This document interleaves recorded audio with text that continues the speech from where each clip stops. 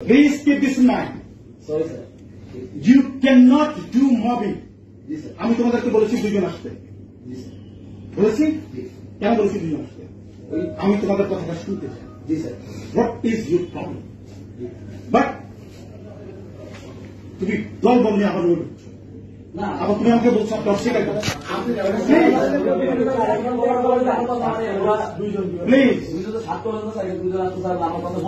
কেন বলতে পারো না? আমার বক্তব্য তোমার যা বক্তব্য রিপ্রেজেন্টেটিভ হিসেবে বলবো।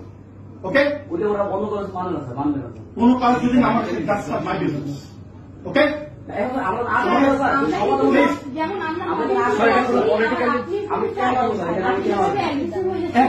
যথেষ্ট কারণ আছে। কেন বলবো প্লিজ কথা বলবো না। কেন বলবো যে আমি অস্বীকার করছি? অস্বীকার করার মানে কি? আপনাকে তখন আমরা বলেছিলাম আপনি তো আমাদের ওই বিশেষজ্ঞ আছেন এবং একদম মেন টাইমে আপনি হয়তো বুঝতে পারেননি অথবা যে কোনো কারণে হোক আপনি বলেছেন কিসের কমেন্ট আমি জানি না। এই কথাটাকে উনি আসলে বলতে চাইছেন। এখন ওটা এখন না বললেও হইতো, কিন্তু ওটা কিন্তু বলেছি। কিন্তু স্যার আপনি যেভাবে অ্যাগ্রেসিভ হয়ে গেলেন এই আচরণটা কিন্তু খুব গ্রহণযোগ্য আচরণ। অবশ্যই গ্রহণযোগ্য আছে।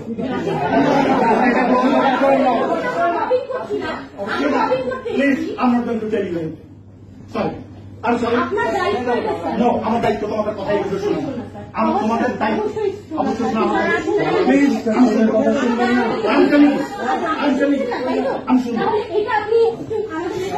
নো রাজনীতি বলবো আমি তোমার কথা শুনবো।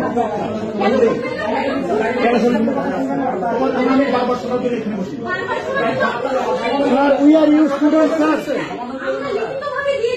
লিখিত বিষয়টার কোনো ফলাফল আমরা পাইনি বলে আমরা এবং আমরা কেউ কথা বলি না। আমি এবং আব্দুর রহমান স্যার এখানে আর কেউ কথা বলি না। আপনি বলছেন এখানে আমরা মবিং করছি, এটা কোনো কালচার হইল স্যার?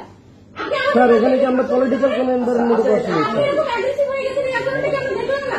এটা তো বলেছি স্যার 5 মিনিটে স্মারকলিপি দিয়েছি, আপনি পড়েছিলেন কিনা বা আপনি বলে কোনটা দিয়েছি উল্লেখ করেন। স্যার ওইটা আমরা উল্লেখ করলাম যে আমরা চিত্র মনোযোগ পরে বলছি আপনার কমিটি হয়েছে আমরা কথা শুরু করছিলাম যে একটা আপনি জানেন যে আমাদের এখানে পারছি না, আমাদের এখানে মিলছে না যে আমরা বিষয়গুলো বা একটা যেগুলো সরকার একটা সিদ্ধান্ত নিয়েছে আপনি সেই কমিটিটা কথা বলেন সেই কমিটিটা কিন্তু ও তো বললো আপনি বললেন রাইট ছিল আমরা স্যার এরকম ব্যবহার